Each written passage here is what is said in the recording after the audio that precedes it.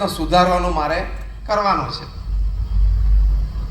તો એક શ્રેષ્ઠતા તરફનો અભિગમ, એમાં કાર્યમાં શ્રેષ્ઠતા. કામ તો આપણે બધા કરીએ છીએ, પોતપોતાના વ્યવસાયમાં કામ કરીએ છીએ, પણ એક બેઝિક ફંડામેન્ટલ અભિગમ હોય કે હું જે કામ કરું એ શ્રેષ્ઠ કરવાનો પૂર્ણ પ્રયત્ન કરું.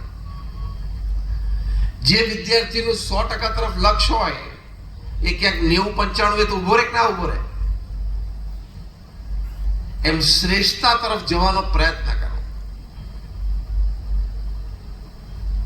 પ્રમુખ સ્વામી મહારાજે એમના જીવનકાળ દરમિયાન 1300 થી પણ વધારે સંસ્થાઓનું નિર્માણ કર્યું. એટલે કે 1300 hospital, hostel, school, college, community centre, સંસ્કાર કેન્દ્ર, મંદિર અને અક્ષરધામ. એક વ્યક્તિ સંસ્થા હતા. પોતાના જીવનકાળ દરમિયાન 45 વર્ષમાં એમણે 1300 સંસ્થાઓનું નિર્માણ કર્યું. એટલે દર 15મા દિવસે એમણે એક સંસ્થાની ભેટ સમાજને આપી.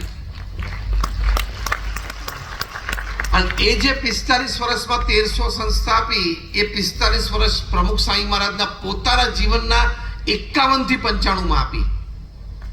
એ ગુરુપદે આવ્યા 51 વર્ષની ઉંમરે. જ્યારે બૌદ્ધા આપણને રિટાયરમેન્ટના વિચાર હોય ત્યારે એ ગુરુપદે આવ્યા. 51 થી 95 માં એમણે 45 સંસ્થાઓની ભેટ આપી.